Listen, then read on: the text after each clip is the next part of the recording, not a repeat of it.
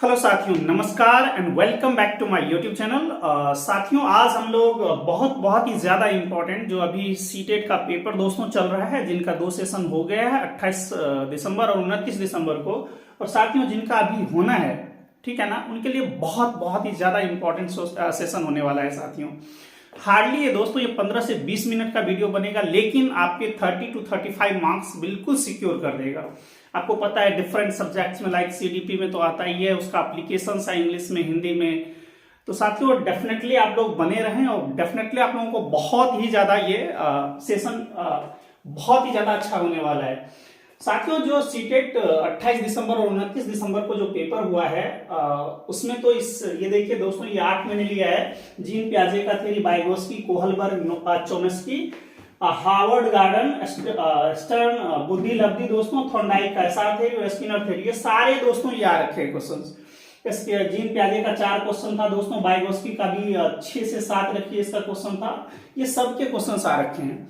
तो दोस्तों मैं आपको सिर्फ ये बताना चाहता हूं कि आप अगर दोस्तों ये टॉपिक अगर सीडीपी में पढ़ के जाते तो डेफिनेटली सीडीपी में तो उठेगा ही नंबर दोस्तों, आपको अदर सब्जेक्ट में भी लाइक हिंदी इंग्लिश में भी उसका जो एप्लीकेशन है, तो दोस्तों वहां से भी आपको 10 से 12 या रखिए 15 से 17 तक भी क्वेश्चन बहुत ईजी से बन जाएगा। बस आराम से दोस्तों, ज्यादा मैं डिटेल्स में नहीं लेके जाना चाहता हूं, सारे का एक एक पॉइंट्स आपको क्लियर कर देता हूं कि आप पेपर में जाएं और बिल्कुल माइंड बिल्कुल ही क्लियर रहे, बिल्कुल टिक मारना है आपको, बिल्कुल ऐसा बन जाए। तो साथियों बिल्कुल बने रहें और बिल्कुल ही माइंड को बॉदर मत करें, ठीक है। डेफिनेटली मैं कह रहा हूं 100% आप बहुत ही अच्छा स्कोर करेंगे इसमें, तो सिर्फ और सिर्फ आप बन के रहें।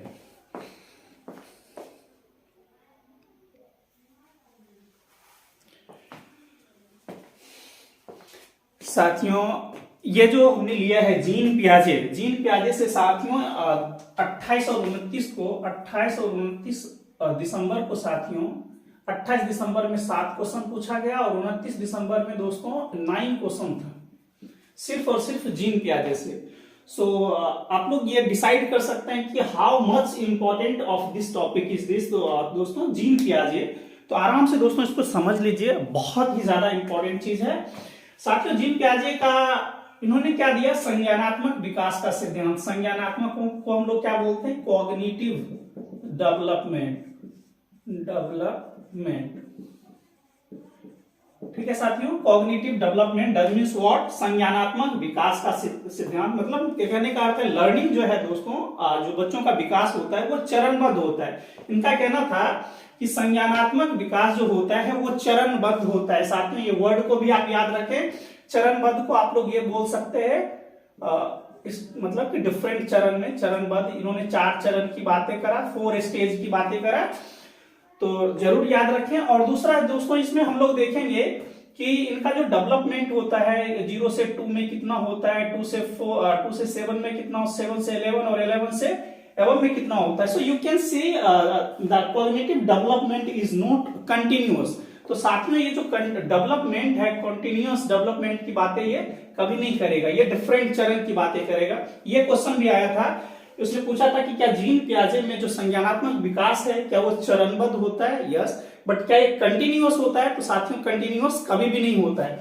सो ये सारे एक एक पॉइंट्स को आप लोगों को क्लियर करना है। Now come to the points. संज्ञानात्मक विकास का सिद्धांत 4 चरण में होता है। जीन पियाजे साहब ने दिया। जीन पियाजे कौन थे साथियों, स्विट्जरलैंड के मनोवैज्ञानिक थे, जिन्होंने क्या करा, अपने ही बच्चों पे इन्होंने क्या करा था, प्रयोग करा था, मतलब एक तरह से आप कह सकते हैं ऑब्जर्वेशन किया था। Now come to the point. और डेफिनेटली दोस्तों आप लोग बिल्कुल ये इसको बिल्कुल रट जाए।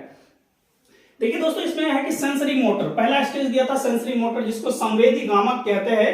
संवेदी गामक जिसको हम लोग बोलते हैं सेंसरी मोटर, सेंस से बना है दोस्तों, सेंस मींस सेंसर। तो हमारे पास कितने सेंसेज हैं, 5, आंख, नाक, कान, त्वचा और जीभ। तो दोस्तों ये क्या, बच्चा क्या होता है, जब बच्चा 0 से 2 साल का होता है तो अपने आंख से, नाक से, है ना दोस्तों, अगर उसको भूख लगता है तो रोने लगता है ना, तो ये सब अपने मतलब डिफरेंट मतलब इसका अनुभव करता है। लाइक कोई चीज खाया, उसको करवा लगा तो एकदम अजीब सा व्यवहार करता है। That means they are using their senses, sensor का यूज कर रहा है। दोस्तों ये जो क्वेश्चन नंबर 2 है वो रियली बहुत ही ज्यादा इंपॉर्टेंट है, कि जब भी 0 से आप कह सकते हैं 9 मंथ या उसके आगे की बात नहीं, किसमें दोस्तों ऑब्जेक्ट परमानेंस हो जाता है।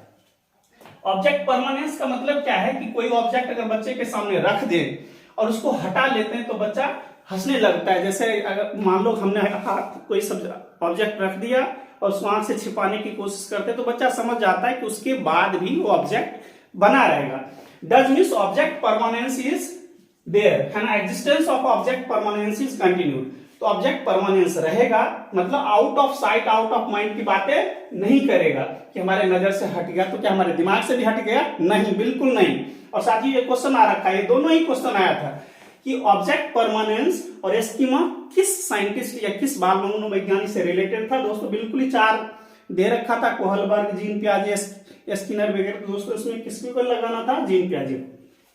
तो ऑब्जेक्ट परमानेंस किससे रिलेटेड है साथियों, तो पहले स्टेज से 0 to 2। और दोस्तों यहाँ पे स्कीमा की बात कर रहा था कि स्कीमा किससे रिलेटेड है, तो जीन पियाजे से। हम लोग इसके बारे में देखेंगे। एक्चुअली जीन स्कीमा क्या है दोस्तों कि हमारे पास सूचनाओं का एक क्या है, एक जाल बना हुआ है, आप कह सकते हैं उसका संग्रह है हमारे पास, और उसके बीच में रिलेशन एस्टेब्लिश करके हम लोग आगे ज्ञान को बढ़ाते हैं। इसके बारे में हम लोग आगे लर्न करते हैं। Now come to the second one, pre operational stage, जिसको हम लोग पूर्व संक्रियात्मक अवस्था कहते हैं। जैसा नाम है वैसा काम है दोस्तों। संक्रियात्मक का अर्थ है कि लॉजिकल अप्रोच, मतलब लॉजिकल अप्रोच डेवलपमेंट नहीं होता है, तो इसको बोलेंगे हम लोग प्री ऑपरेशनल स्टेज। दोस्तों इसको खिलौने की आयु बोला जाता है, और ये जो हमारा आयु होता है दोस्तों 2 से 7 साल का होता है। खिलौने की आयु का मतलब है बच्चा अब खेलने कूदने लग जाता है 2 साल के बाद दोस्तों, है ना।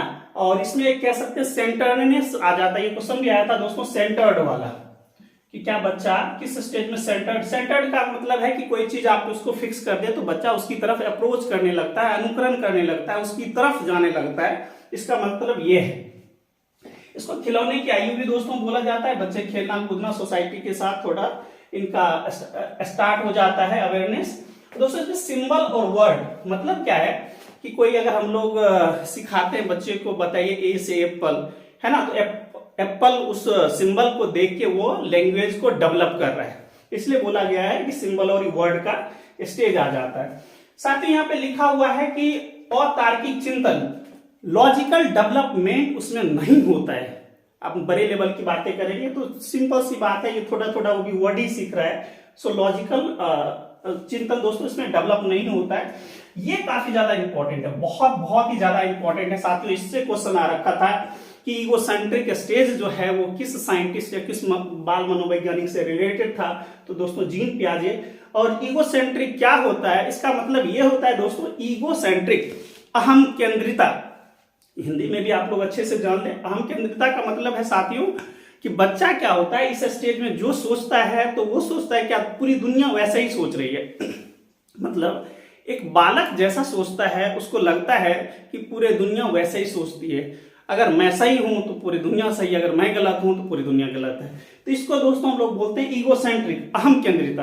और दोस्तों एक क्वेश्चन भी आया था कि आप बताएं कि ईगोसेंट्रिक जो है वर्ड वो जीन पियाजे से रिलेटेड है या बायगोस्की, इसको जरूर रट के जाना है आप लोगों को। साथियों ये देखिए ऑब्जेक्ट परमानेंस इसका और ईगोसेंट्रिक स्टेज, ये सब जरूर याद रखें। Object permanence is related to the first stage that is sensory motor, and egocentric stage is related to the pre operational stage. ठीक है दोस्तों। और इसमें एक वर्ड जो है ये दोस्तों ये काफी ज्यादा, अगर मैथमेटिक्स के पॉइंट ऑफ व्यू से देखें, लॉजिकल अप्रोच की पॉइंट ऑफ व्यू से देखें, तो सी मीन्स है कंजर्वेशन, संरक्षण। संरक्षण मतलब किसी चीज को स्थायित्व बना के अपने अंदर रख नहीं पाना, ठीक है। तो कंजर्वेशन का गुण नहीं होता है। क्लासिफिकेशन भी उसको नहीं आता है कि हम उसको क्लासिफाई करें कि ट्राइंगल्स का ग्रुप है, सर्कल का ग्रुप है ना, स्क्वायर का ग्रुप है। दोस्तों ये ऑब्जेक्ट परमानेंस, मतलब ऑब्जेक्ट परमानेंस तो वो अलग बातें होगी, इसको दोस्तों सीसीएस को वो नहीं रख पाता है। और सीरियसनेस का मतलब है अनुक्रम, बढ़ते क्रम, घटते क्रम। दोस्तों इस सब का उसके पास परफेक्ट नॉलेज नहीं होता है, ठीक है ना, एक परफेक्शन नहीं होता है। ठीक है दोस्तों, ये हो गया। थर्ड है नंबर, थर्ड कहता है कंक्रीट ऑपरेशनल, जिसको हम लोग बोलते हैं हिंदी में मूर्त संक्रियात्मक अवस्था। जैसा नाम है मूर्त, मूर्त डज दिस व्हाट, हमारे पास ठोस वस्तु होनी चाहिए, मतलब जो विजिबल होनी चाहिए दोस्तों, आंख से जो दिखे, उसके बारे में ये क्रिया करना स्टार्ट करता है, मतलब जो दिखे आपको। इसका स्केल दोस्तों 7 से 11 वर्ष होता है। दोस्तों इसमें बोलता है कि क्रमबद्ध जो है ना सीरियसनेस का, सीरियस मतलब आप कह सकते हैं कि जो सीरियल बनाने का है, क्रम बनाने का है, उसका नॉलेज उसको हो जाता है। बढ़ते क्रम, घटते क्रम, ये सब चीज सीख जाता है। वर्गीकरण, they have good knowledge of the classification, how you can classify the different groups. दोस्तों उसको ये समझ में आ जाता है कि सब्जी कौन है, गाय कौन है, भैंस कौन है, आदमी क्या है। तो दोस्तों इसको वर्गीकरण वो कर पाता है।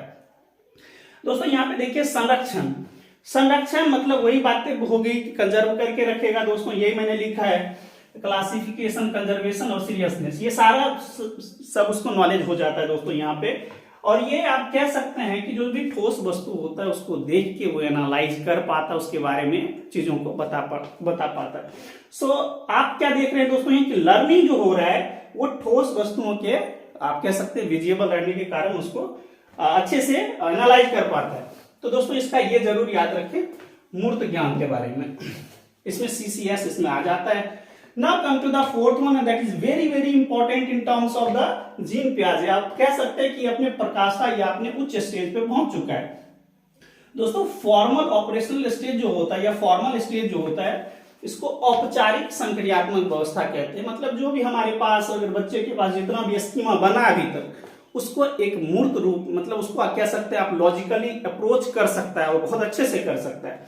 इसलिए इस स्टेज को बोला गया है मेटा कॉग्निशन स्टेज, अधिसूचना का स्टेज। दोस्तों इसमें जो तर्क वितर्क की क्षमता होता है, जो लॉजिकल अप्रोच धीरे धीरे इसमें जो डेवलप हो रहा था लेकिन पूरी तरह से कंप्लीट नहीं हुआ, तार्किक चिंतन में या लॉजिकल चिंतन में दोस्तों ये पूरी तरह से विकसित हो जाता है। आप हाई लेवल की बातें ना करें कि मास्टर डिग्री में क्या होगा इस टाइप के, उतने बड़े लेवल की थिंकिंग नहीं, लेकिन एक कह सकते हैं कि एक इनिशियल स्टेज जो होता है दोस्तों कि तर्क वितर्क अच्छे से कर पाने में वो सक्षम होता है दोस्तों। इसको मेटा कॉग्निशन, ये दोस्तों इतना इंपॉर्टेंट है कि मत पूछिए। ये दोस्तों क्वेश्चन दो बार तो दो ही सब्जेक्ट में आया, CBP में था ही दोस्तों, एक और भी इसमें इंग्लिश में दे रखा था ये मेटा कॉग्निशन के बारे में। साथ ही मेटा कॉग्निशन के बारे में समझ लीजिए कि अधिसूचना क्या है, कि जब बच्चा कोई अपने बारे में सोचने लगता है कि how much knowledge actually we have and how much knowledge we have to gain for a particular thing, किसी चीज के या किसी चीज के बारे में ज्ञान एक्वायर करने के लिए दोस्तों आपके पास कितना ज्ञान है और कितना ज्ञान एक्वायर करने की क्षमता है, what is right, what is wrong about my self. जब ये दोस्तों ये तर्क वितर्क अपने आप से करने लगता है, अपने आप के ज्ञान के बारे में एनालाइज करने लगता है, तो दोस्तों इसको बोलते हैं हम लोग अधिसूचना, that is the Meta cognition. इसको जरूर याद रखें, डेफिनेटली आएगा दोस्तों। ये 4-5 जो object permanence, egocentric, CCS, Meta cognition, इसका बहुत ही ज्यादा इंपॉर्टेंट है। आप देखिएगा 4 क्वेश्चन दोस्तों इसी से रखा रहेगा।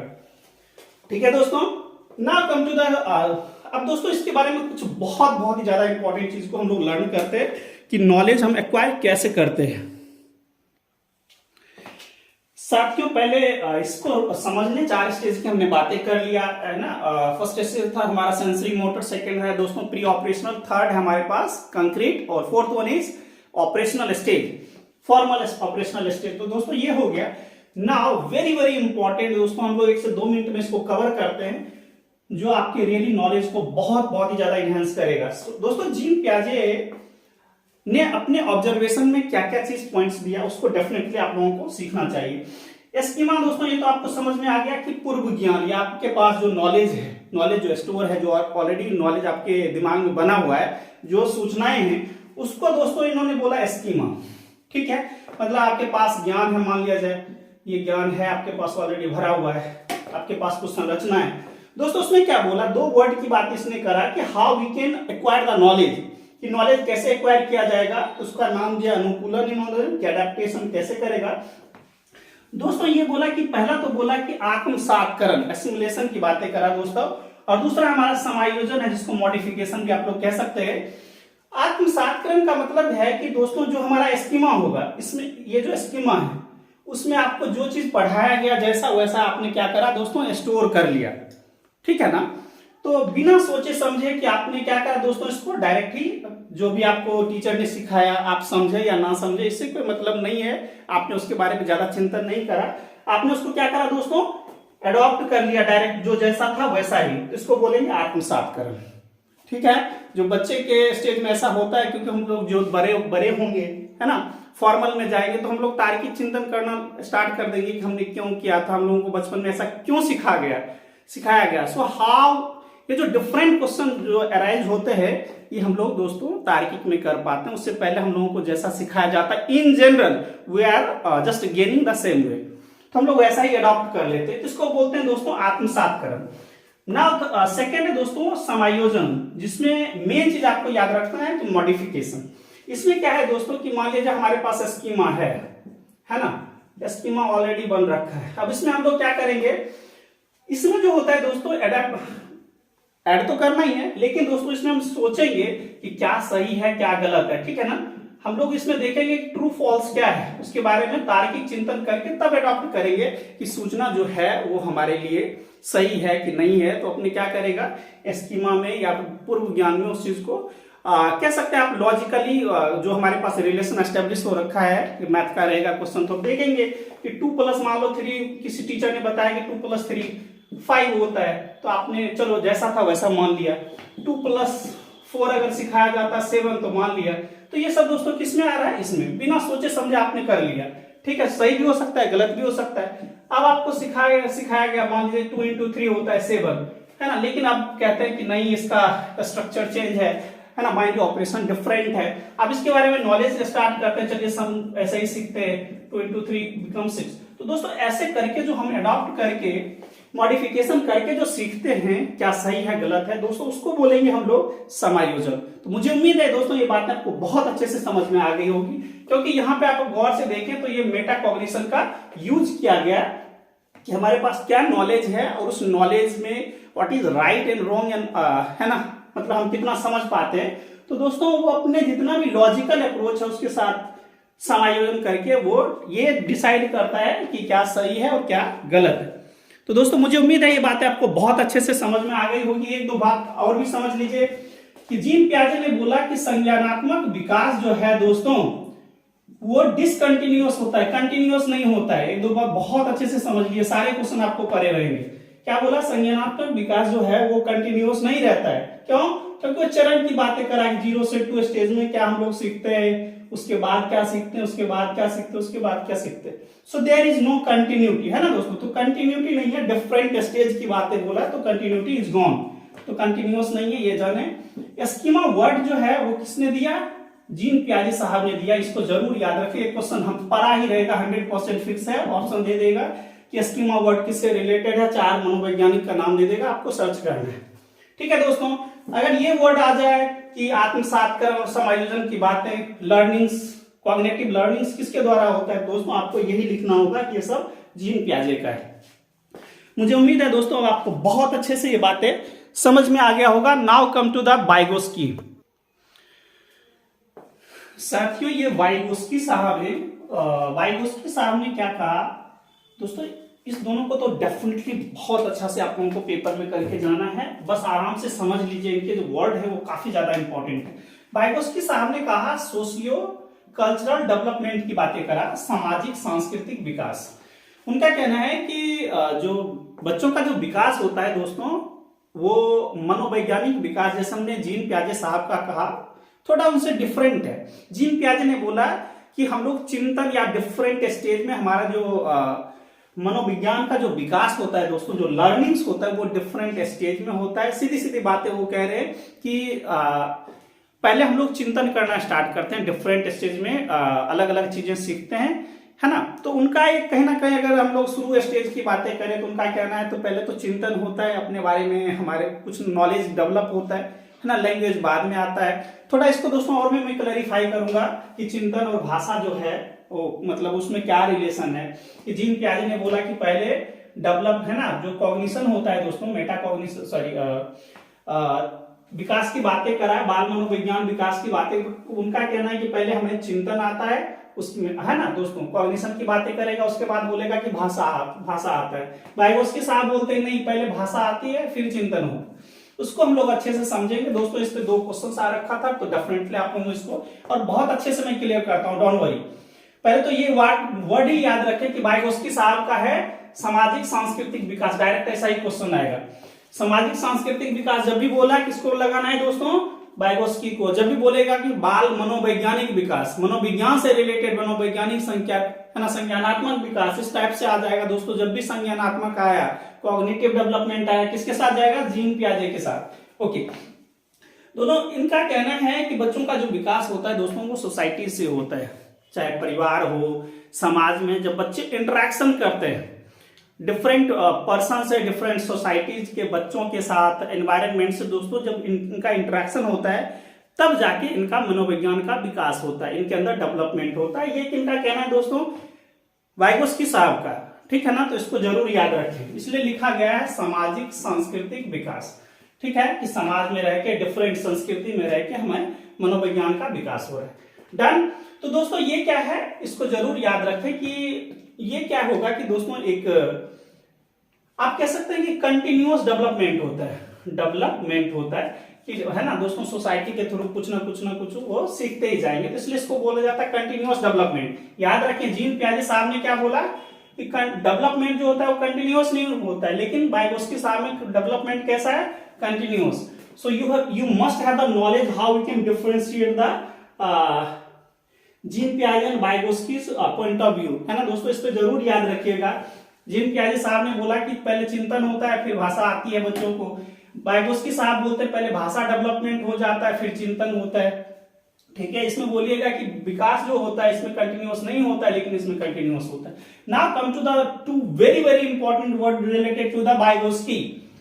क्या है दोस्तों, उसको जरूर समझते हैं दोस्तों। ये वर्ड आपका डायरेक्ट पिछले साल भी आया और इस बार भी दे रखा था कि स्काईफोल्डिंग। एक बार तो दोस्तों ये वर्ड आपको 3-3 जगह दिखेगा, तो जरूर इसको अच्छे से पढ़िए। स्काई फोल्डिंग, जिसको पार या मचान भी कहते हैं, क्या है इसको समझते हैं। और दूसरा ZPD, zone of proximal development, समीपस्थ विकास का क्षेत्र, विकास का क्षेत्र। अगर दोस्तों आपके पास अच्छी नॉलेज हो जाएगा तो एक एक वर्ड आपको समझ में आ जाएगा कि क्यों समीपस्थ जोन ऑफ प्रॉक्सिमल डेवलपमेंट बोला जाता है। आराम से पहले समझते हैं दोस्तों। स्काई फोल्डिंग क्या है कि मान लिया जाए किसी बच्चे को अच्छा से सब कुछ आता है, मतलब सब कुछ नहीं आता है, कुछ चीजों में मान लीजिए आधा पैराग्राफ पढ़ा और कुछ चीजों को उसको मीनिंग नहीं समझ में आ रहा है, कुछ सिंपल सी बात समझ लेते हैं। मान लीजिए 2+3 - 2 बोल दिया गया कि ये कितना होगा, कैसे हम लोग ऑपरेट करेंगे। उसको ऑपरेशन आता है दोस्तों, प्लस आता है, माइनस आता है, but they do not have the much more knowledge about the board mass, उसको नहीं पता। तो अगर टीचर उसको धीरे से अगर बोल देता है, चलो पढ़ा हुआ है, उसको याद ही नहीं है कि बेटा हमको यूज करना है बोर्ड मास, है ना। तो यहां से वो देखना स्टार्ट करता है कि सर पहले एडिशन आता है फिर सब्ट्रैक्शन आता है, पहले इसको करना है फिर बाद में इसको करना है ना। तो उसको नॉलेज आ गया, अच्छा हमने पढ़ रखा है, ऐसे करना है। तो साथियों जिसके बीच में पहले दिखेगा, इसके बीच में कुछ नहीं तो प्लस, तो पहले हमको प्लस करना है तो ऐड कर दिया, फिर माइनस करना है तो माइनस कर दिया। तो ये क्या हुआ दोस्तों, एक तरह से temporary help, they are not providing the permanent help, temporary help. तो दोस्तों वो क्या कर रहे हैं, टेम्पररी हेल्प कर रहे हैं बच्चों को कि वो अपने नॉलेज, अपने मतलब आप कह सकते हैं कि लास्ट स्टेज तक पहुंच पाए, चीजों को सॉल्व कर पाए। तो क्या बोलेंगे दोस्तों स्काई फोल्डिंग को, टेम्पररी हेल्प। और ये किससे मिलेगा, या तो बड़े जनों से मिल सकता है, घर में भी मिल सकता है, बड़े किसी से भी हेल्प ले सकता है, भैया से, मामा से, किसी से भी, मम्मा से। टेम्पररी हेल्प रहेगा दोस्तों कि थोड़ा सा मतलब जहां पे फंसे बच्चा वहां वही बता दिया जाए, पूरा नहीं बताया जाए, पूरे क्वेश्चन ही नहीं बना के बता दिया जाए। दोस्तों इस बार का क्वेश्चन आया तो उसमें ये पूछा था, किसी बच्चे को मान लिया जाए आधा क्वेश्चन आता है, ठीक है, और आधा में वो फंस रहा है, आधा वो कैलकुलेट नहीं कर पाता, तो क्या कर देना चाहिए, ठीक है ना। तो दोस्तों वहां पे बोला, सिर्फ यही बोला था कि आधा क्या कर देना चाहिए। तो दोस्तों हम बोलेंगे अगर वो टेम्पररी हेल्प दिया और हमसे उससे नहीं बन पाता है तो अब आप हेल्प कर दें उसको। ये क्वेश्चन आया हुआ था, इसको जरूर याद रखें कि हाफ सॉल्व्ड, इसे ऐसे करके आया था, तो जो यस मार दे दोस्तों।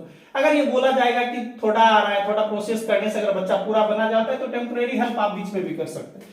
तो ये दोस्तों क्या है, स्काई फोल्डिंग है, टेम्पररी हेल्प। इसको जरूर याद कर ले, 100% आपको दिखेगा पेपर में। दोस्तों सेकंड है ZPD. So what does mean by this ZPD, Z does means zone, मतलब क्षेत्र हो गया दोस्तों, ऑफ प्रॉक्सिमल डेवलपमेंट। प्रॉक्सिमल मतलब हुआ समीपस्थ, क्या है ये समीपस्थ, इसको जरा समझते हैं। जोन ऑफ प्रॉक्सिमल डेवलपमेंट, समीपस्थ विकास का क्षेत्र। दोस्तों यहाँ पे थोड़ा सा आप अच्छे से समझ लीजिए, जैसे ये मैंने बताया कि जिस तरह से हम लोग एस्कीमा की बात करते हैं दोस्तों, ये याद रहे, schema word is not given by the Vygotsky but the Jean पियाजे।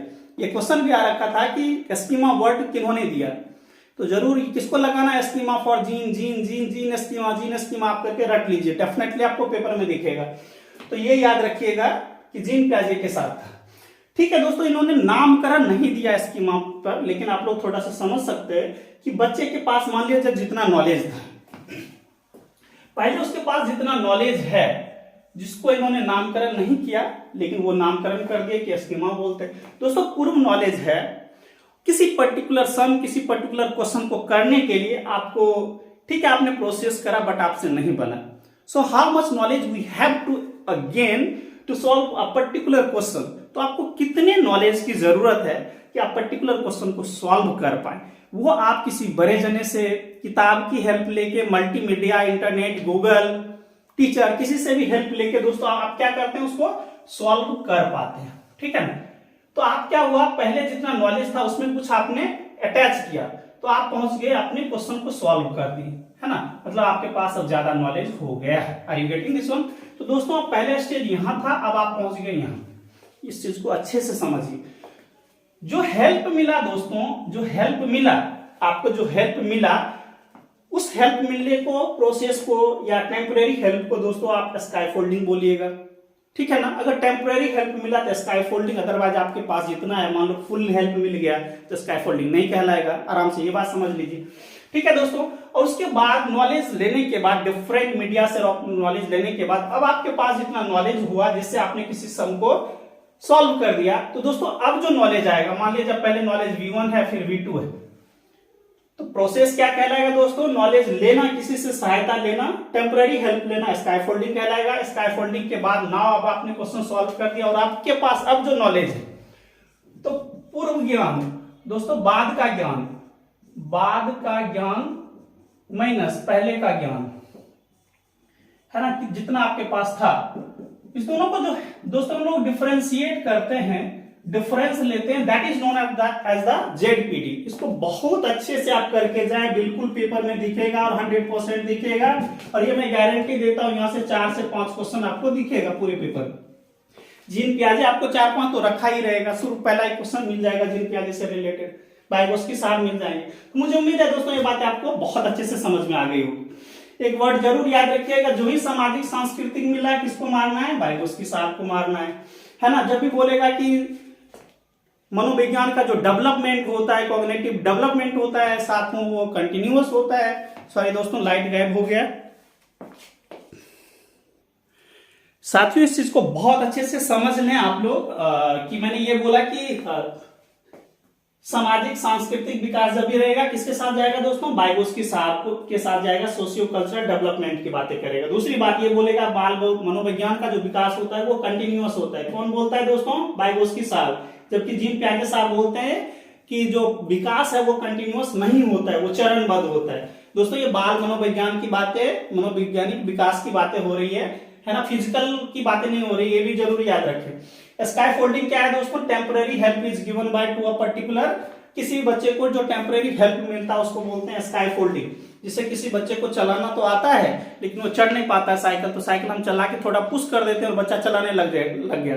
तो जो हमारे से जो हेल्प मिला पुश करने वाला, that is known as the temporary help, जिसको बोलेंगे दोस्तों स्काईफोल्डिंग। और दोस्तों आप चलाने लग गया और पहले नहीं चला पाता था, इस दोनों के बीच का जो अंतर है that is known as ZPD, that is what, zone of proximal development. यही दोस्तों मैंने बोला कि बाद का ज्ञान माइनस पहले का ज्ञान, दोनों को डिफरेंस कर देंगे तो that is known as the ZPD, है ना, जोन ऑफ प्रॉक्सिमल डेवलपमेंट। मुझे उम्मीद है आपको बहुत अच्छे से समझ में आ गया होगा। जब ये क्वेश्चन पूछा जाएगा सामाजिक सांस्कृतिक किसके साथ जाएगा दोस्तों, वाइगोत्स्की बोला जाएगा। पर्यावरण से ज्यादा करके वो सीखता है, समाज से ज्यादा करके सीखता है, किसके साथ जाएगा दोस्तों, वाइगोत्स्की साहब के साथ। मुझे उम्मीद है ये बातें बहुत बहुत अच्छे तरीके से आप लोगों को समझ में आ गया होगा। थोड़ा सा ये भी समझ लें आपको कि जीन पियाजे और वाइगोत्स्की साहब में क्या अंतर है मेनली। तो दोनों एक ही अंतर है जिसका नाम है दोस्तों पर्यावरण। ठीक है ना, पर्यावरण। ठीक है ना। ये क्या है, वाइगोत्स्की साहब फुल्ली बोलते हैं कि सामाजिक सांस्कृतिक से ही विकास होता है। मतलब क्या दोस्तों, तो समाज में जाएगा तभी तो डेवलपमेंट होगा, अदरवाइज डेवलपमेंट नहीं होगा। ठीक है दोस्तों, अब आगे हम लोग चलते हैं। पहले कोहलबर्ग को कर लेते हैं, उसके बाद हम लोग आगे। साथियों कोहलबर्ग पे जाने से पहले मैं थोड़ा सा इंपॉर्टेंट चीज करवाता हूं कि जीन पियाजे और वाइगोत्स्की की थ्योरी में क्या डिफरेंस है दोस्तों। इसके बेस पे कई सारे क्वेश्चंस आ रखे हैं, क्वेश्चन भी आपको एक ही क्वेश्चन में दोनों के डिफरेंस बेस पे भी क्वेश्चन पूछा गया था। दोस्तों जीन पियाजे ने संज्ञानात्मक विकास दिया, जबकि इन्होंने क्या दिया दोस्तों, सामाजिक सांस्कृतिक विकास दिया। ठीक है, इनका कहना है जीन पियाजे साहब का कि पहले चिंतन आता है, उसके बाद भाषा डेवलप होती है। वाइगोत्स्की साहब उल्टा बोलते हैं कि नहीं, भाषा इंपॉर्टेंट है, उसके बाद चिंतन आता है। ठीक है ना, इनका कहना है कि भाषा पहले आती है। थर्ड है दोस्तों कि जीन पियाजे का कहना है कि जो कॉग्निटिव डेवलपमेंट होता है साथियों, वो डिसकंटिन्यूअस होता है, मतलब डिफरेंट चरण में होता है। क्या होता है दोस्तों, डिफरेंट चरण में होता है। लेकिन इनका कहना है कि नहीं, ये कंटिन्यूअस होता है ना, इसमें डिसकंटिन्यूअस जबकि उसमें कंटिन्यूअस। साथियों इसके जो इंपॉर्टेंट वर्ड है वो definitely you must memorise all the very very important words. दोस्तों ये पहला आपको पता है, ये 0 से 2 स्टेज में इन्होंने क्या बोला था, 4 स्टेज की बातें करा। पहले स्टेज में ऑब्जेक्ट परमानेंस की बातें करा, वस्तु स्थायित्व की बातें करा, रट लीजिए इसको। ईगोसेंट्रिक अहम केंद्रिता की बातें करा सेकंड स्टेज पे दोस्तों। थर्ड है हमारे पास की मूर्त की बातें करा, है ना, देख के ठोस वस्तुओं को देख के ये क्या करता है, उसके बारे में चिंतन करता है। और फोर्थ है हमारा दोस्तों फॉर्मल, जिसको हम लोग मेटाकॉग्निशन स्टेज भी बोलते हैं, मतलब यहाँ पे उसको तर्क वितर्क करने की बहुत अच्छी समझ हो जाती है।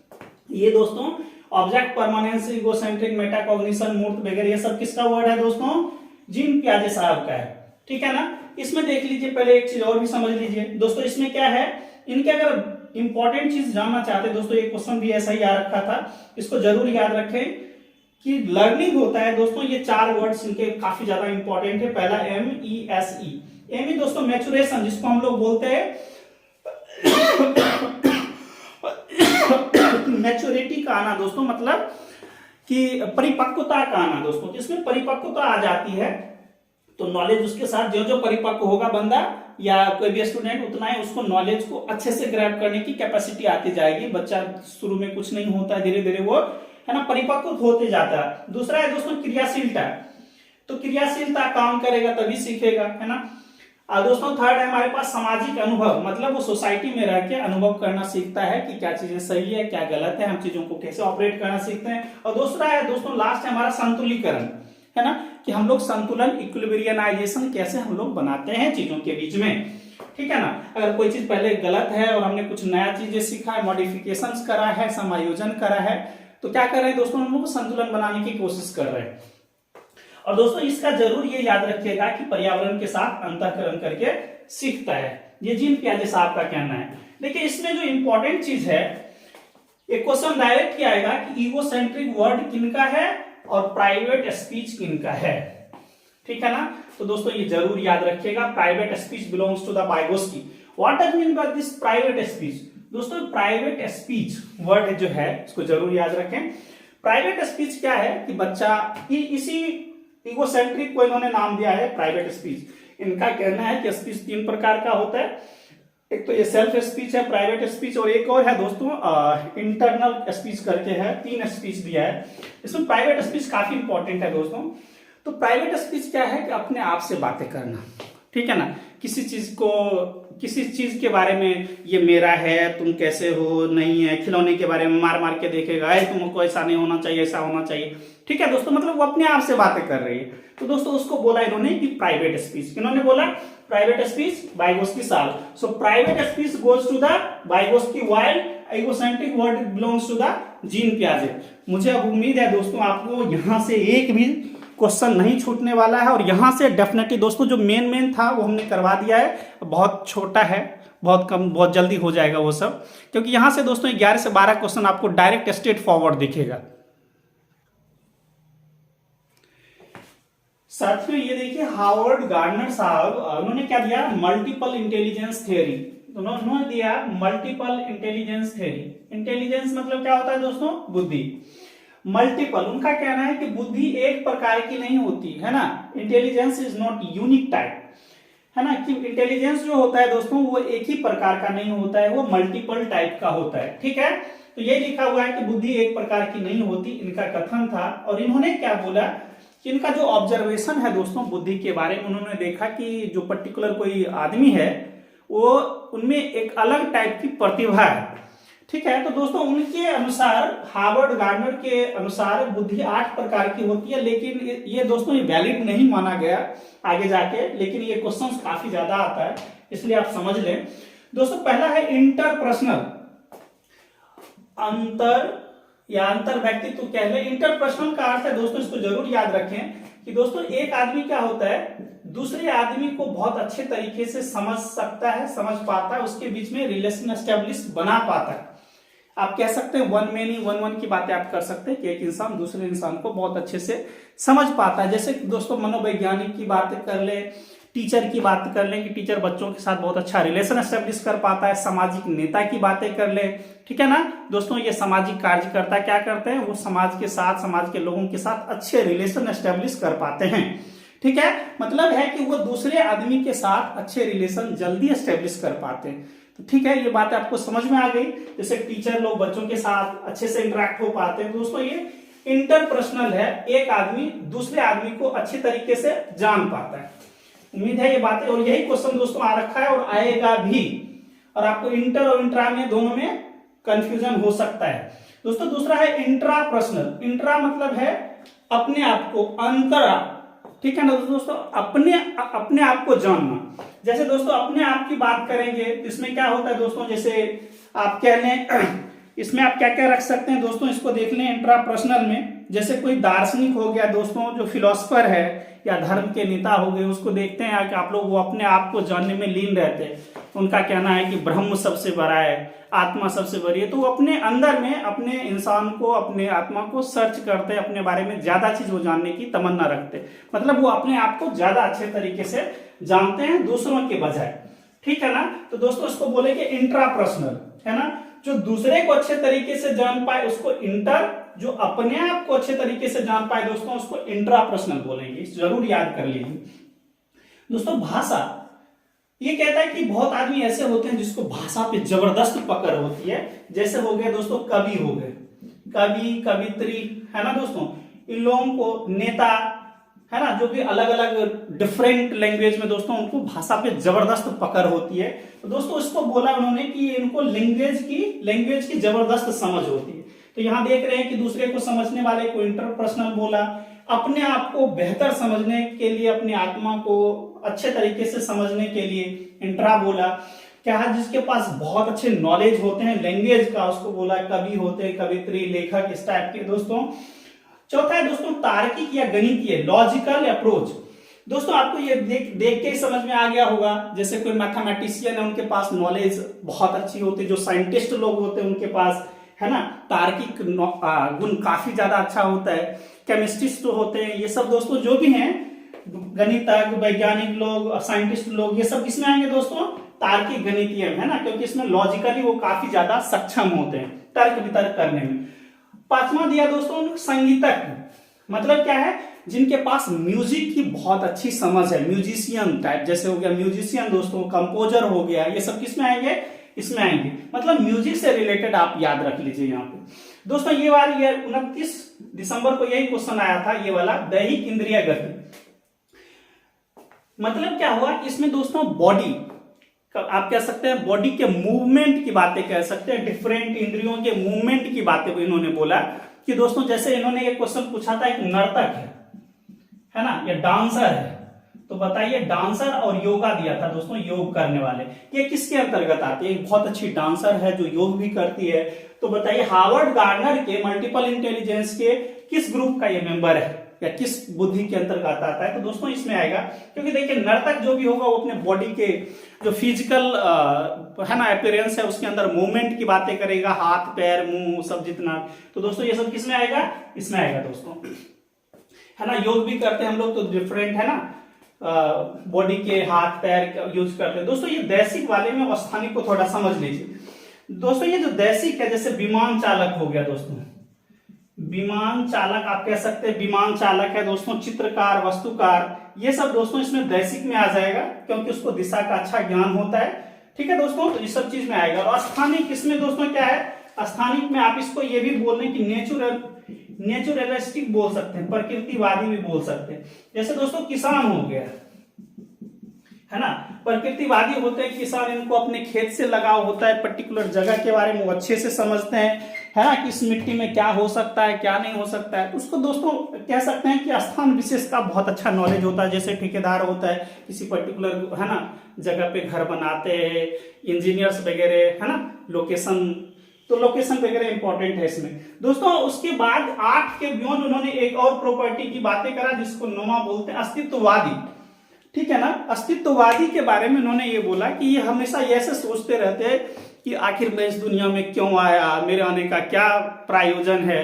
ठीक है ना दोस्तों, जैसे आप लोग ओशो के बारे में कर ले, है ना, ओशो हुए और भी बहुत सारे ऐसे हैं, है ना, आप लोगों को पता है एक से एक बहुत बड़े अस्तित्ववादी इस दुनिया में पैदा हुए हैं।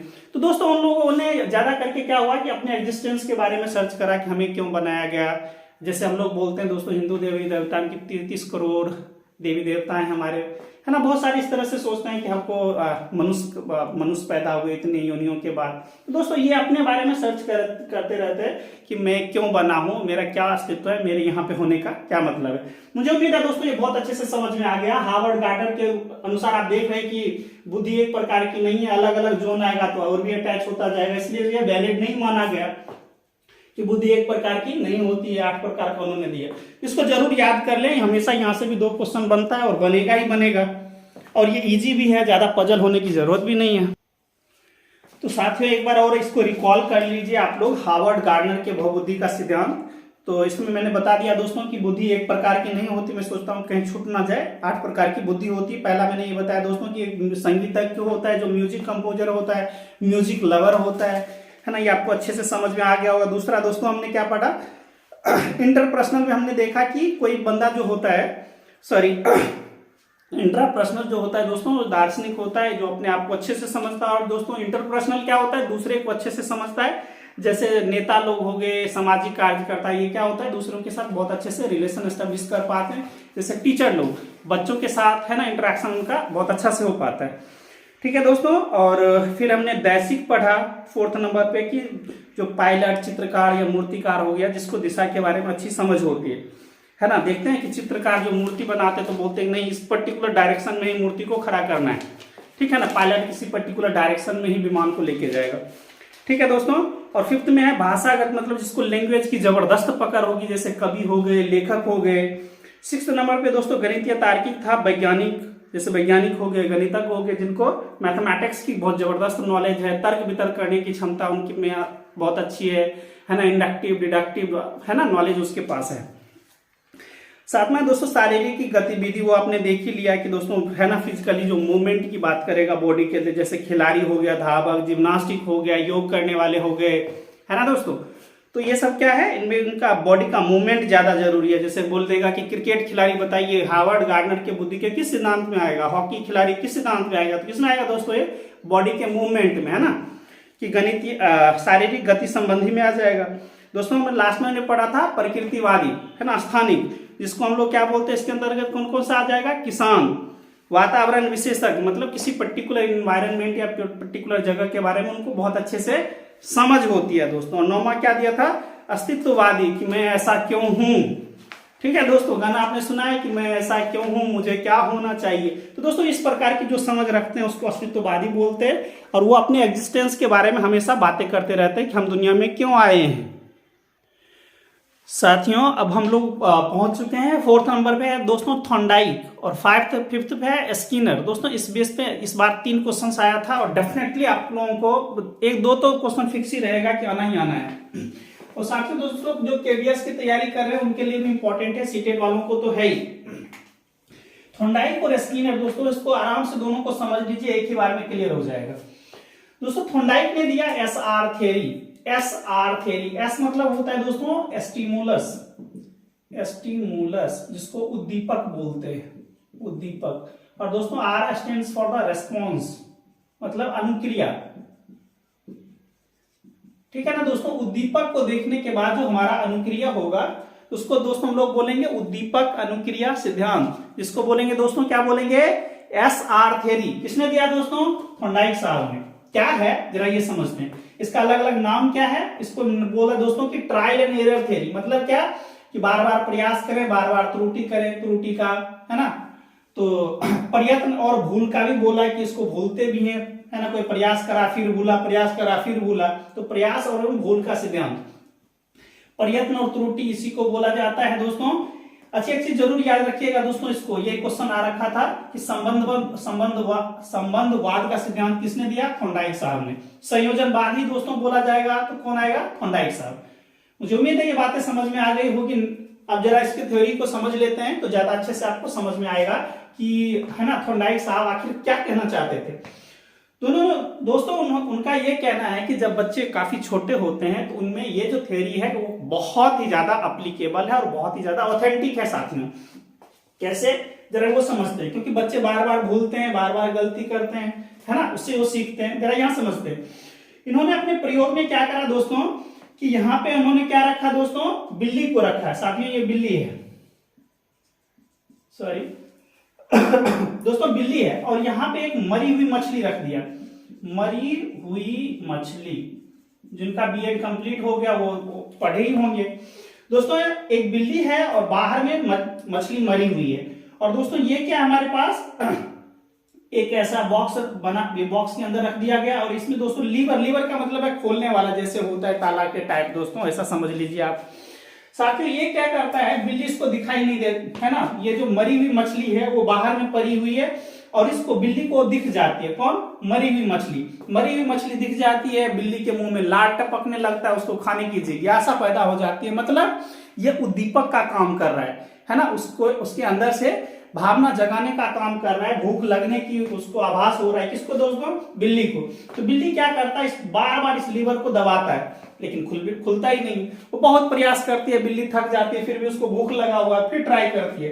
तो ट्राई करने के बाद एक बार लीवर पे पैर पड़ जाता है और ये दोस्तों ये जो हमारे पास है ये गेट खुल जाता है। गेट खुल जाता है, मछली को खा लेता है दोस्तों। फिर से बिल्ली को ऐसा ही रख दिया जाता है, फिर मछली रखा जाता है, फिर बार बार प्रयास करती है, फिर वो बहुत प्रयास में फेल भी हो जाती है। इसलिए दोस्तों इसका नाम है प्रयास एवं त्रुटि, प्रयास एवं भूल, कि बार बार दोस्तों एफर्ट मार रहा है, कभी वो सक्सेस हो रहा है, कभी सक्सेस नहीं हो रहा है। इसलिए इसको क्या बोला जा रहा है? प्रयास एवं त्रुटि का सिद्धांत। इसलिए बच्चे को बार बार दोस्तों देखते हैं, किसी कुछ पर्टिकुलर चीज सिखाते हैं, क से कबूतर, पता चलता है क से कुछ और बोल देता है ना, तो बार बार उसको सिखाया जाता है, बार बार भूल भी होती है, बार बार त्रुटि भी होती है। इसलिए इसको बोला जाता है दोस्तों प्रयत्न एवं भूल का सिद्धांत, प्रयत्न एवं त्रुटि का सिद्धांत, है ना। संबंधवाद, संयोजनवाद इसी का नाम है, एसआर थ्योरी इसी का नाम है। एस मतलब स्टिमुलस, आर मतलब रेस्पॉन्स, उद्दीपक, रेस्पॉन्स थ्योरी, उद्दीपक अनुक्रिया दोस्तों इसी का थॉर्नडाइक का क्या है प्रयोग, ये आपको समझ में आ गया। इंपॉर्टेंट इसका ऑब्जर्वेशन समझते हैं कि इस प्रयोग से उसको क्या चीज मिला दोस्तों। इसमें क्या मिल रहा है कि ये जो मछली है ना, ये स्टिमुलस का काम कर रही है, उद्दीपक का काम कर रही है। किसके लिए? बिल्ली के, है ना। बिल्ली के अंदर मुंह में लार आ रहा है, मतलब उसको खाने की तमन्ना जाग रही है ना। तो ये दोस्तों ये जो है स्टिमुलस का काम करा बिल्ली के लिए। तो बिल्ली क्या करती है? रिएक्शन करती है, जिसको अनुक्रिया आप लोग दोस्तों बोलते हैं कि रिएक्शन करता है ना। तो इसलिए इसको नाम दिया गया एसआर थ्योरी। इसके लिए क्या इंपॉर्टेंट था दोस्तों? स्टिमुलस। स्टिमुलस नहीं रहता तो इसके अंदर ये भावना नहीं जगती। तो इसलिए ये पहले ये चीज जरूरी है इसके लिए, स्टिमुलस, है ना। तो इसलिए इसको बोला गया एसआर थ्योरी। स्टिमुलस होगा तो उसके अनुसार वो अनुक्रिया करेगा। मुझे उम्मीद है दोस्तों आपको बहुत अच्छे से समझ में आ गया होगा, क्योंकि आप देख रहे हैं कि बार बार करके सीख रहा है, बार बार करके, है ना। एक समय ऐसा होता है कि वो परिपक्व हो जाती बिल्ली, उसको पता लग जाता है कि यहाँ पे लीवर है, यहाँ पे पैर रखेंगे अपने आप खुल जाएगा, है ना। So he has the good knowledge, he is being now a perfection, है ना। उसके पास क्या हो जाता है दोस्तों? उस चीज की परफेक्शन हो जाती है कि बस लीवर देखा उसको दबाना स्टार्ट कर देता है। तो बहुत सारे प्रयासों के बाद आखिर वो सीख जाता है। इसलिए इसको बोलते हैं कि करके सीखना। मुझे उम्मीद है दोस्तों ये बात आपको बहुत अच्छे से समझ में आ गई होगी। स्टिमुलस यहाँ पे बात काफी ज्यादा इंपॉर्टेंट है, तो ये मैंने करवा दी। Now come to the Skinner. दोस्तों ये बीएफ स्किनर साहब थे। देखिए दोस्तों बीएफ स्किनर साहब ने क्या कहा, इन्होंने कहा कि ठीक है, अगर तो क्या मान लीजिए बिल्ली को अगर भूख नहीं लगा रहता, मान लीजिए बिल्ली को भूख लगा रहता और ये नहीं होती मछली, तो इसका मतलब है ये रिएक्शन नहीं करता। इनका भी लॉजिक अच्छा है कि मान लीजिए बिल्ली को भूख लगा हुआ है और उसके पास स्टिमुलस नहीं है, तो भाई भूख तो लगा हुआ है ना, उसको एफर्ट तो जरूर करेगा खाने के लिए। दोस्तों इसके बारे में यहां समझते हैं। स्किनर साहब ने बोला आरएस थ्योरी उनके अनुसार नहीं, ये बोलता है कि आर मतलब अनुक्रिया बहुत ही ज्यादा इंपॉर्टेंट है, स्टिमुलस उतना ज्यादा इंपॉर्टेंट नहीं है। अब देखिए इनका क्या कहना है।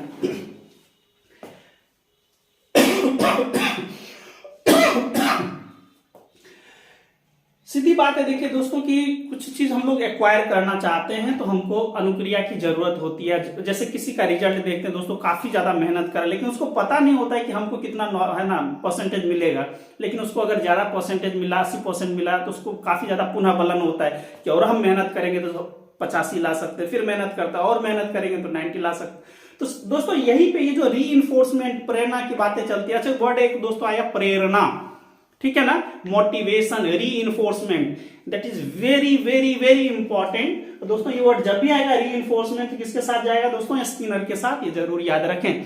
दोस्तों क्वेश्चन आया था, 2 क्वेश्चन यही डाला हुआ था कि आप बताइए कि किसी के शिक्षा में सुधार करना है, व्यवहार में सुधार करना है, तो सबसे इंपॉर्टेंट चीज क्या है, what is the best thing to motivate in कुछ भी करने के लिए दोस्तों, शिक्षा में करें या व्यवहार में चेंज करने के लिए, दोस्तों यही वर्ड रखा हुआ था, मोटिवेशन। बिना मोटिवेशन के दोस्तों आप बड़े काम नहीं कर सकते, बिना मोटिवेशन के कुछ नहीं होगा। मोटिवेशन को जरूर याद रखें, मोटिवेशन मोटिवेशन मोटिवेशन, एक क्वेश्चन आपको जरूर पढ़ा हुआ मिलेगा। दोस्तों ये देखिए यहाँ पे आरएस थ्योरी में क्या बोलता है, पहले इसको जरा समझिए। देखिए ये चूहा है, चूहा को भूख लगा हुआ है ना दोस्तों, चूहा और कबूतर दोनों पे प्रयोग कराता है स्किनर साहब ने। एक को समझ लीजिए, दूसरा अपने आप ऑटोमेटिकली समझ में आ जाएगा। दोस्तों चूहा को भूख लगा हुआ है, खाना बाहर में रखा हुआ है लेकिन उसको दिखाई नहीं देता है। ऐसा बनाया गया बॉक्स जिसमें दिख ही नहीं रहा है, ठीक है ना, यहाँ पे तो दिख रहा था, यहाँ पे दोस्तों उसको दिख नहीं रहा है, लेकिन वहां पे इसको भी भूख लगा हुआ था, इसको भी भूख लगा हुआ। अब इसको भूख लगा हुआ है लेकिन इसको दिख नहीं रहा है खाना, लेकिन उसको ये तमन्ना है कि मुझे भूख लग रहा है, बाहर निकल के खाना चाहता है। ये क्या करता है दोस्तों, ये लीवर पड़ा हुआ है, बार बार उसको दबाता है लेकिन खुलता नहीं है। लेकिन एक बार इसको दबाने के बाद कई बार प्रयास करता है तो ये खुल जाता है, लीवर खुल जाता है। लीवर खुलता है, देखता है बाहर में खाना है, खा लिया, ठीक है ना दोस्तों। ये सेम प्रोसेस बहुत बार किया जाता है, आपको पता है कि है ना दोस्तों, ऑब्जर्वेशन होता है तो कोई भी हम लोग एप्लीकेशंस करते हैं, प्रयोग करते हैं, बार बार करते हैं, तब जाके हम लोग एक एग्जैक्ट वैल्यू के नियर बाय अप्रोक्सीमेटली पहुंचने की कोशिश करते हैं। दोस्तों ये बार बार करता है, फिर उसको ये आभास हो जाता है कि बाहर में खाना पड़ा हुआ है ना, या बाहर में खाना नहीं भी है तो हमको इससे बाहर निकलना है ना, बाहर निकलेंगे तभी हमको खाना मिलेगा। दोस्तों ये क्या होता है, बार बार करने के बाद इसको इसके बारे में पता लग जाता है कि लीवर को कैसे दबाना है। तो दोस्तों ये लीवर मतलब ये बॉक्स खोलने के लिए उसको नॉलेज हो जाता है कि बॉक्स कैसे खुलेगा। दोस्तों मेन इंपॉर्टेंट चीज हम लोग क्या सीखना चाह रहे हैं, ये खाना तो दूर की बात है, पहले ये बॉक्स का खुलना इंपॉर्टेंट है ना दोस्तों। तो इससे क्या हुआ, ये सीखना, ये जो व्यवहार में परिवर्तन या शिक्षा में परिवर्तन की बातें करें या किसी पर्टिकुलर नॉलेज के बारे में कि बच्चा कैसे ज्ञान करेगा दोस्तों, तो वो सिखाया जा रहा है कि आखिर ये चीजें कैसे खुलेगा। तो चूहा ये बातें सीख जाता है कि कैसे हम यहाँ पे लीवर को दबाएंगे तो ये खुलेगा और हम बाहर आएंगे तो खाना मिलेगा। मुझे उम्मीद है ये बातें बहुत अच्छे से समझ में आ गई होगी। यहाँ पे दोस्तों अगर आप डायरेक्ट बोले तो ये उद्दीपक का काम क्यों नहीं कर रहा है, क्योंकि उसको दिखता नहीं है उसके अंदर, ये इन्फोर्समेंट कर नहीं पाता, लेकिन जो ही खुल गया और खाना खा लेता है तो उसको एक इच्छा जगती है कि अगर हम इसको खोलेंगे तो बाहर में कुछ मिलेगा, प्रेरणा जगती है कि हम बाहर पहले निकले तो सही, ठीक है दोस्तों। तो री-इन्फोर्समेंट, यही वे बोलता है दोस्तों कि री-इन्फोर्समेंट का सिद्धांत है, ठीक है ना। उद्दीपक उतना इंपॉर्टेंट रोल प्ले नहीं करता, लेकिन आपके अंदर क्षमता होनी चाहिए, है ना, मतलब पुनः बलन होना चाहिए, मोटिवेशन होना चाहिए कि हम इसको खोलेंगे, बाहर निकलेंगे, तब जाके हमको कुछ मिल सकता है। इसी को बोलते हैं दोस्तों प्रेरणा का सिद्धांत, ठीक है ना। क्रिया प्रसूत, पहले उसने किया, है ना, क्रिया प्रसूत का सिद्धांत, इसी को ऑपरेशन ऑपरेंट कंडीशनिंग थ्योरी भी बोलते हैं दोस्तों। ये बहुत ही ज्यादा इंपॉर्टेंट टर्म्स जरूर याद रखिए। इसी को बोलते हैं स्किनर बॉक्स का प्रयोग दोस्तों। सेम टू सेम इसने कबूतर भी अप्लाई करा था। बहुत ध्यान से सुन लीजिए दोस्तों, ये जो चीज है ये आरएस थ्योरी है, रिएक्शन पहले हो रहा है उसके बाद एस मिल रहा है उसको, है ना, उद्दीपक मिल रहा है या खाने का मटेरियल मिल रहा है दोस्तों। और यहाँ पे उद्दीपक जो है मरी हुई मछली, वो ये इसको देख लेता है तो ये इसको इंस्पायर करता है, आप जो भी समझ लीजिए, खाने के प्रति उसको लालायित करता है, लेकिन ऐसा कुछ नहीं था, इसमें दिख ही नहीं रहा था, इसलिए इसका नाम है RS theory. So R is much more important than the stimulus in Skinner BF theory. चलिए इसका जो इंपॉर्टेंट टर्म्स है उसको दोस्तों समझते हैं। पहले तो समझ लीजिएगा, थॉर्नडाइक आरएस एसआर दिया, स्किनर आरएस दिया, तो समझ में आ जाएगा आपको। इसमें जो इंपॉर्टेंट है ये पुनः बलन है साथियों। मान लीजिए कोई चीज आप करते हैं, ठीक है ना, आपने कोई अटेम्प्ट किया क्वेश्चन, आपने क्वेश्चन 2 + 3 कर दिया और 6 आ गया, ठीक है ना, टीचर ने काट के हटा दिया। आपका मन क्या हुआ, डाउन हो गया, निगेटिव पुनर्बलन आपके पास आ गया, अरे जो मैं करता हूँ वो गलत ही हो जाता है। मान लिया जाए आपने 2-3 क्वेश्चन किया वो गलत ही हो गया, तो थोड़ा सा आपका मोटिवेशन डाउन हो जाएगा, उसको काम करने के प्रति आपकी जो इच्छा है वो खत्म हो जाएगी। आप क्या मतलब कह सकते हैं, अगर पहले अटेम्प्ट में आपने 5 ला दिया, टीचर ने गुड, शाबाश, वेल सब कुछ बोला, पीठ थपथपा दिया, कुछ खाने के लिए दे दिया, तो आपका मन दोस्तों काफी ज्यादा मतलब इंस्पायर हो जाते हैं कि नहीं हमको और करना है, मतलब ये पॉजिटिव पुनर्बलन हुआ। ठीक है दोस्तों, तो वही कहता है कि पुनर्बलन पॉजिटिव भी हो सकता है, नेगेटिव भी हो सकता है। गौर से देखें तो उसको पहले माइनस हुआ होगा, बार बार नेगेटिव हुआ होगा, पहले एक भी बार उसको पॉजिटिव आया होगा तो पुनर्बलन मिला। समझ में आ गया होगा दोस्तों। ये कहां पे एप्लीकेबल है दोस्तों, इनका थ्योरी शिक्षा या व्यवहार को हमको परमानेंट चेंज करना हो किसी चीज का तो, ठीक है, यानी शिक्षा के क्षेत्र में परिवर्तन के लिए प्रेरणा जरूरी है, पुनर्बलन रीइंफोर्समेंट बहुत बहुत ही ज्यादा जरूरी है। मुझे उम्मीद है साथियों बहुत अच्छे तरीके से आप लोगों को एक एक चीज समझ में आ गया होगा। कहीं कुछ प्रॉब्लम होगा आप लोग कमेंट करके पर्टिकुलर अपने क्वेश्चंस को रख के पूछ सकते हैं, लेकिन जरूर इसको करके जाए दोस्तों। मैंने तो 25 से 30 क्वेश्चन लिखा है, इससे भी ज्यादा आपको क्वेश्चन दिखने को मिलेगा। 25 क्वेश्चन 30 क्वेश्चन तो आपका सीडीपी में ही हो जाएगा, उसके बाद इसका एप्लीकेशन रहता है अदर सब्जेक्ट में, वो सब भी दिखेगा। ठीक है साथियों, देखिए 5 करवा दिया मैंने, और भी दोस्तों इसका और भी करवा देता हूँ, 1-2 जो और भी रह गया है उसको करवा देता हूँ। चौमेस्की में करवाता हूँ जो काफी ज्यादा इंपॉर्टेंट, इस बार भी 4 क्वेश्चन आया साथियों। साथियों इसको पढ़ते हैं पहले, नोम चोम्स्की साहब। देखिए नोम चोम्स्की साहब काफी ज्यादा फेमस हैं, और ये किसके लिए, एलएडी को लेके क्वेश्चन। ये दोस्तों ये डायरेक्ट स्ट्रेट फॉरवर्ड आएगा, एलएडी, ठीक है ना। जब भी आएगा तो हम 100% आना तो है ही दोस्तों, आएगा ही, 2 से 3 क्वेश्चन मिलेगा आपको। जब भी एलईडी दिखा किसके साथ एसोसिएट करना है साथियों, नोम चोम्स्की के साथ। इसके कुछ जो इंपॉर्टेंट पॉइंट्स इसको समझ लीजिए, क्या कहना चाह रहे हैं कि नोम चोम्स्की साहब किससे रिलेटेड है, भाषा से। और भाषा के बारे में क्या कहना है कि जो बच्चे होते हैं दोस्तों, वो जन्म लेने के बाद उनके जो पास जो भाषा अर्जन की क्षमता होती है वो जन्मजात शक्ति होती है ना, इन्नेट एबिलिटी होती है। कौन कह रहे हैं, नोम चोम्स्की साहब की भाषा अर्जन की क्षमता बच्चों में जन्मजात होती है।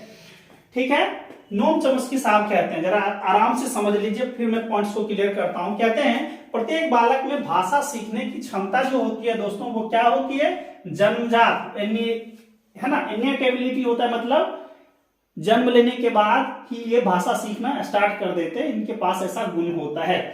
कहता है भाषा सीखने की जो दोस्तों जन्म शक्ति है या क्षमता जो है, ठीक है, जन्मजात सीखने की जो क्षमता है किसकी, लैंग्वेज का, उसको बोला दोस्तों किसका एक अलग नाम दिया, एलएडी। ये कहता है बच्चों के दिमाग में एक ऐसा मशीन रहता है, मान लीजिए दिमाग है, इसका लेफ्ट और राइट पार्ट कर दीजिए दोस्तों, तो पता ही भाषा अर्जन की क्षमता किसमें होगा, लेफ्ट हैंड साइड में, लैंग्वेज में होगा। ये कहते हैं कि ऐसा एक मशीन होता है एलईडी, लैंग्वेज एक्विजिशन डिवाइस, भाषा अर्जन यंत्र। याद रखिए दोस्तों, अर्जन, acquisition, what is the difference between the acquisition and learning. दोस्तों ये क्वेश्चन आ रखा था कि भाषा अर्जन और भाषा लर्निंग में क्या अंतर है दोस्तों, इसको मैं बताता हूं, पहले आप आराम से समझ लें। थोड़ा सा मैं ये समझा देता हूं दोस्तों, भाषा अर्जन जो होता है वो क्या होता है कि हम लोग अपने माँ बाप से, है ना, समाज से, सोसाइटी से सीखते हैं विदाउट हैविंग एनी, आप कह सकते हैं कि दोस्तों उनके बारे में जो पर्टिकुलर नॉलेज होनी चाहिए, किसी लर्नर के थ्रू, है ना, किसी टीचर के थ्रू हमको सिखाया नहीं जाता है। हम लोग अपने आप परिवार से, माँ बाप से और सोसाइटी से दोस्तों हम लोग सीखते हैं। इसको बोलते हैं भाषा अर्जन, है ना, कि जब हम किसी पर्टिकुलर वे से, किसी ग्रामेटिकल वे से, किसी टीचर, विदाउट टीचर के दोस्तों जब भी हम सीखेंगे तो उसको भाषा अर्जन कहते हैं। सिंपली आप समझ लें, और किसी टीचर या ग्रामर की हेल्प के साथ, है ना, गूगल मतलब जितने भी आप ये मान लीजिए जितने भी चीज हैं, इंस्ट्रूमेंट जिसके थ्रू हम लोग हेल्प लेके सीखते हैं तो उसको बोलते हैं भाषा लर्निंग, है ना। तो भाषा एक्विजिशन के बारे में ये बोल रहे हैं नोम चोम्स्की साहब की भाषा अर्जन की क्षमता बच्चों में जन्मजात होता है, मतलब जन्म लेते हैं और बच्चे में भाषा अर्जन करने की क्षमता होती है और भाषा एक्वायर करना वो स्टार्ट कर देते हैं। ठीक है, और उनका कहना है कि मस्तिष्क में एक ऐसा यंत्र होता है जिसको एलईडी ये बोल रहे हैं, भाषा अर्जन यंत्र, लैंग्वेज एक्विजिशन डिवाइस, जिससे वो भाषा को एक्वायर करता है। तो इसको जरूर याद रखिएगा, एलईडी लैंग्वेज एक्विजिशन डिवाइस। दोस्तों इसका फुल नाम आ रखा था, पूछा था कि बताइए कि एलईडी का फुल फॉर्म क्या है, कुछ और दे देगा यहाँ पे, तो याद रखिएगा लैंग्वेज एक्विजिशन डिवाइस, भाषा अर्जन यंत्र, कुछ और दे देगा दोस्तों एलएडी के बारे में क्या बोलते हैं नोम चोम्स्की साहब, कि जब बच्चा जन्म लिया और 5 साल तक भाषा अर्जन की जो क्षमता होती है दोस्तों बहुत ही ज्यादा सक्रिय होता है। मतलब भाषा के प्रति बच्चों को जो एक्विजिशन पावर होता है वो काफी सेंसिटिव होता है, वो जल्दी एक्वायर कर लेते हैं। कौन कह रहे हैं? नोम चोम्स्की साहब कह रहे हैं कि 0 से 5 साल तक बच्चों को भाषा के प्रति काफी सेंसिटिव अप्रोच रखते हैं, मतलब भाषा को जल्दी एक्वायर कर लेते हैं। मान लिया जिस सोसाइटी में उस सोसाइटी को उन्होंने सीख लिया, अगर उसको दूसरी सोसाइटी में चेंज कर दिया जाए, मान लीजिए कोई भोजपुरी में है या फिर जिस सोसाइटी में उस सोसाइटी के लैंग्वेज को उसने अडॉप्ट कर लिया, मान लिया 0 से 1 साल तक, 1 से 2 साल तक में उसको चेंज करके पंजाबी में डाल दिया गया तो दोस्तों वहां को एक्वायर कर लिया। यूएसए चला गया तो वहां के नॉलेज को एक्वायर कर लिया, वहां के लैंग्वेज को एक्वायर कर लिया। तो वो कहते हैं कि भाषा अर्जन जो होता है उनमें बहुत ही ज्यादा तीव्र होती है, भाषा सीखने की क्षमता बहुत ही ज्यादा एक एडल्ट के कोरस्पॉन्ड बहुत ही ज्यादा होता है, कि नोम चोम्स्की साहब बोलते हैं।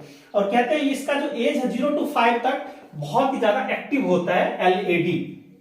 ठीक है दोस्तों, और क्या ये देखिए ये क्वेश्चन भी आ रखा था, यही क्वेश्चन आ रखा था, और इंग्लिश का ये क्वेश्चन है दोस्तों, इंग्लिश लैंग्वेज में इसका एप्लीकेशन दिया था।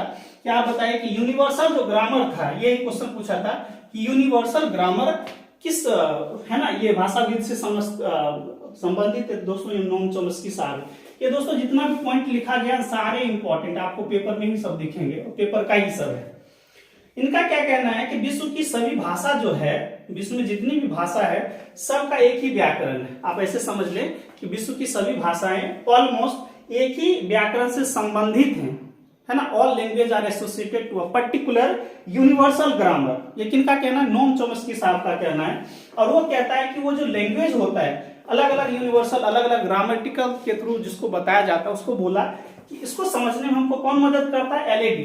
कि हमारे दिमाग में जो एक यंत्र है, language acquisition device, that helps to understand a particular language of a particular grammar कह लें या लैंग्वेज कह लें, है ना। जिसको चूंकि भाषा है तो उसकी ग्रामर रही होगी, है ना। तो उसको समझने में कौन हेल्प करता है दोस्तों? एलएडी। तो 3 बातें आप जरूर याद रखें कि एलएडी किससे एसोसिएट है? नोम चोम्स्की साहब से।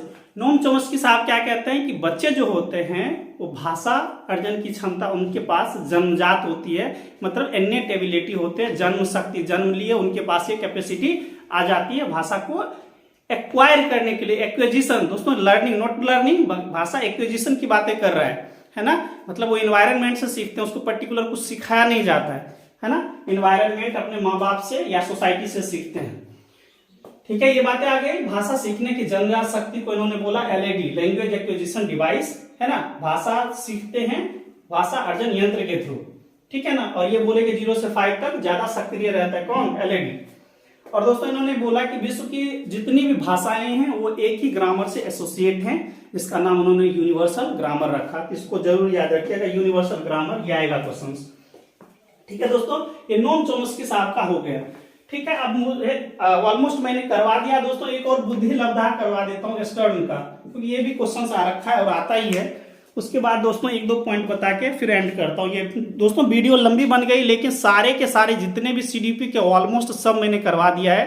तो बस एक बार आप चाहे तो इसके वीडियोज को है ना स्पीड बढ़ा के भी आप लोग देख सकते हैं।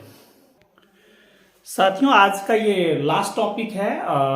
इसके बाद दोस्तों रखिए कि 90% आपका कवर हो गया और यहीं से क्वेश्चन ही बनता है। साथियों देखिए, विलियम स्टर्न साहब ने बुद्धि लब्धता के बारे में अपना एक थ्योरी दिया और इन्होंने एक जनरल बातें करा अपने ऑब्जर्वेशन के थ्रू। देखिए दोस्तों, आईक्यू के बारे में, बुद्धि लब्धता के बारे में इन्होंने बोला कि mental age upon chronological age into 100। Mental मतलब मानसिक, है ना, मानसिक एज हो गया उसका, है ना, कि मेंटल एज कितना है साथियों, और क्रॉनिकल एज इंटू 100, जितना क्रॉनिकल मतलब जितना एज है एग्जैक्टली। तो साथियों देखिए इसके बारे में इन्होंने क्या क्या बातें करा है। इनका कहना है कि ये चीज देखिए दोस्तों, अगर ये चीज याद रहना बहुत जरूरी है। क्वेश्चन आया था, ये मैं डायरेक्टली बताता हूं दोस्तों। इस चीज को अगर याद रखते हैं तो आपका सारा बन जाएगा। कहता है कि अगर ये आईक्यू हम लोग ऐसे निकालेंगे दोस्तों, इन्होंने कहा अगर 91 से 120, और किसी ने ऐसे भी लिखा है किसी ऑथर ने कि दोस्तों ये वाला है 90 से लेके 119 तक, तो जरूर इसको भी जरूर याद रखें। मैंने कुछ गलत तो नहीं किया? हाँ लग रहा है कुछ तो गलत हुआ है साथियों, 1 सेकेंड रुक जाइए। ठीक है साथियों, ये देखिए थोड़ा सा मेरे से मिस्टेक्स हो गया था, मैंने वही तो बोला कि 120 कैसे हो सकता है। साथियों इसको जरूर याद रखिए कि 90 से 109 तक या रखिए 91 से 110 तक। अगर दोस्तों ये वाला रहता है तो अगर हमारा आईक्यू रहेगा दोस्तों, इसको जनरल इंटेलिजेंस माना जाता है कि सामान्य इंसान के पास, जो नॉर्मल इंसान है दोस्तों, इसके पास क्या है, ये बुद्धि का जो स्तर रहता है ये रहता है 90 से 109 या फिर 91 to 110। दोस्तों इसका मैं एक क्वेश्चन करके बताता हूं आपको, पहले समझ लीजिए। और दोस्तों उसके बाद देखिए जनरल से थोड़ा एबव हो गया तो उसको तीव्र बुद्धि बोल दिया, 10 बढ़ा दीजिए आप लोग, ठीक है ना। उससे थोड़ा बड़ा हुआ दोस्तों, इस रेंज में 121 to 130 दोस्तों, इसको बोल दिया प्रखर बुद्धि होगा। और दोस्तों 100 से 30 से एबव वाले जितने भी हैं उस सबको बोला कि गॉड गिफ्टेड है, प्रतिभाशाली, द मोस्ट इंटेलिजेंट आप कह सकते हैं कि गॉड गिफ्टेड है, वो कुछ अलग ही टाइप का है ना काम करते हैं, तो दोस्तों उसको बोला प्रतिभाशाली, ठीक है ना। और दोस्तों यहाँ से याद रखिए, इसे जो हमारे पास समान बुद्धि है उससे 10 लेस कीजिएगा, इस रेंज में आएगा 91 से 90 के बीच में, तो उसको बोला मंद बुद्धि, थोड़ा मंद है, किसी चीज को जल्द एक्वायर नहीं कर पा रहा है। 71 से 80 के बीच में बोला है कि मंद से भी नीचे है। और दोस्तों जिसको भी बोला 71 से नीचे है वो जड़बुद्धि की बात है कि मतलब उसको समझाना, या तो वो किसी चीज का शिकार है, उनके पास कोई मान लिया जाए कि कुछ भी विकार है या है ना डिसऑर्डर के शिकार है दोस्तों, तो उसके अंदर कुछ है ना कुछ, या चाहे वो मानसिक विकास हो या फिजिकल डिसऑर्डर हो दोस्तों।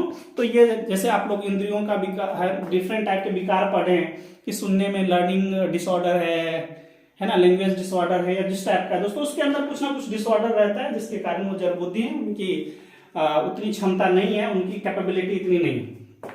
और दोस्तों बहुत सारे ऐसे भी मनोवैज्ञानिक है जिनका कहना है कि इसको हम लोग कैसे अपलिफ्ट कर सकते हैं। बट मेनली आप ये समझ लें कि विलियम स्टर्न एक ऑब्जर्वेशन के थ्रू उन्होंने एक ये जनरल कॉन्सेप्ट पेश करा, किसके बीच में को समान बुद्धि, और 10-10 नीचे करते चले जाए, 10-10 ऊपर करते चले जाए दोस्तों, ठीक है। मुझे उम्मीद है ये बातें आपको समझ में आ गई होगी।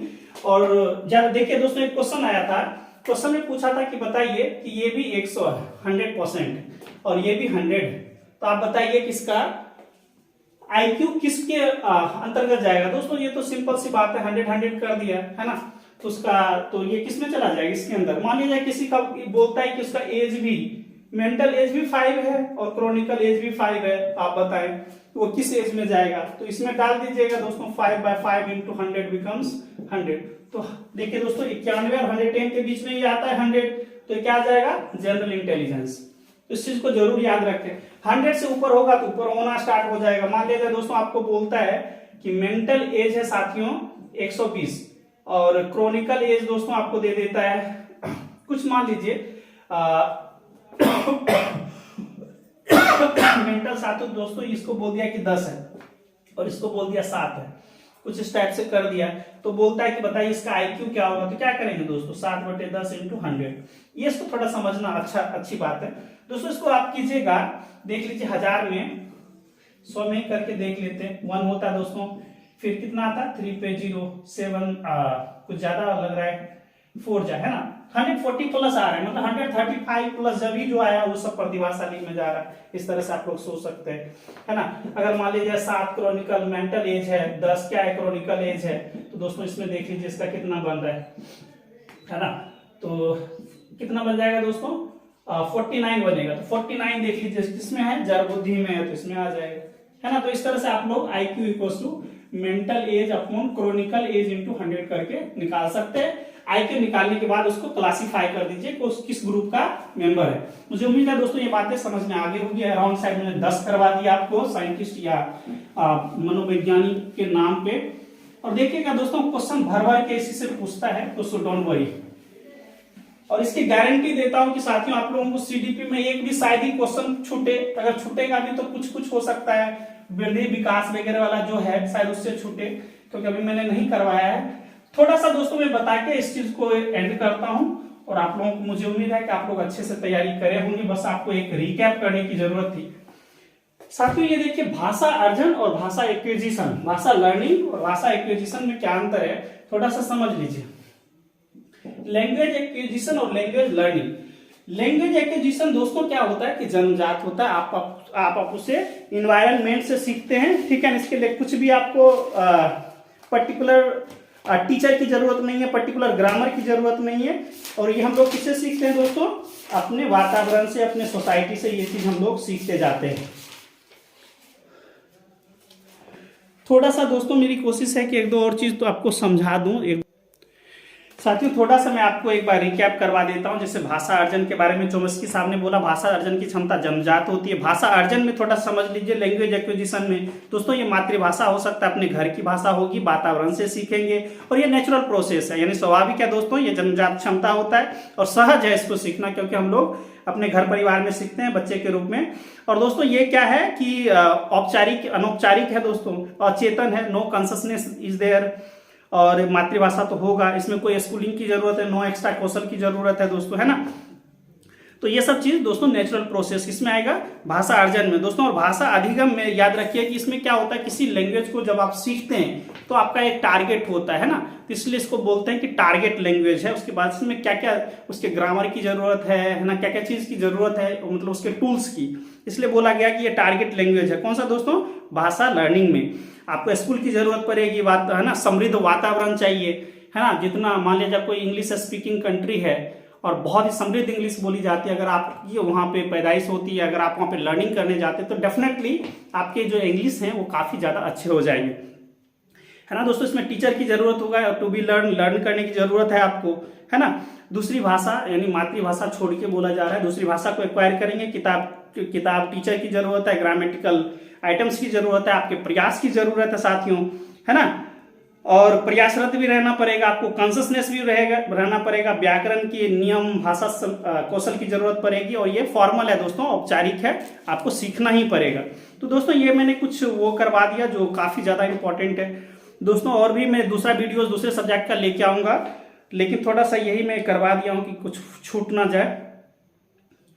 और दोस्तों एक चीज थोड़ा याद रखिएगा कि आगमन विधि, निगमन विधि कई बार पूछा है। आगमन विधि क्या है, इंडक्टिव मेथड, कि पहले हम लोग उदाहरण सीखते फिर हम लोग थ्योरी पे जाते हैं, मतलब पहले जो ज्ञात होगा उससे हम लोग अज्ञात पे जाएंगे, विशिष्ट से सामान्य की तरफ जाएंगे, ठीक है दोस्तों। ये आगमन में निगमन में उल्टा कर दीजिए, पहले जनरल होगा फिर स्पेसिफिक होगा, है ना, पहले अज्ञात होगा फिर ज्ञात होगा। अगर बच्चे की डेवलपमेंट जीन के थ्रू, जीन प्याजे के थ्रू जाएंगे तो दोस्तों क्या होगा, पहले दोस्तों आगमन फिर निगमन, ये याद रखिए, पहले मूर्त होता है आगमन विधि, तब जाके निगमन विधि अमूर्त वाला होता है। ये सभी क्वेश्चन आ रखा था, इसलिए मैं सोचा कि एक बार आपको रिकैप करवा दूं।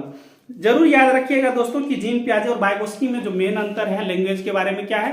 वाइगोस्की साहब कहते हैं कि पहले चिंतन आती है ना, मतलब कॉग्निटिव डेवलपमेंट होता है, उसके बाद क्या आता है, भाषा आता है। वाइगोस्की साहब उल्टा बोलते नहीं, पहले भाषा आती है फिर चिंतन या विचार आता है दोस्तों, थॉट प्रोसेस होता है, इसको जरूर याद रखिए। अच्छा, थॉट प्रोसेस से याद आया दोस्तों, एक क्वेश्चन आ रखा था थॉट प्रोसेस से, कि जो सामान्य बच्चे होते हैं ना दोस्तों, या तो वो देख के सीखते हैं, जैसे देखिए सिंबल होता है, लैंग्वेज होता है, बच्चे है ना उसको करके सीखते हैं या करके सीखते हैं, अलग अलग स्टेज में दोस्तों, है ना, अनुकरण करके, ऑब्जर्वेशन करके सीखते हैं।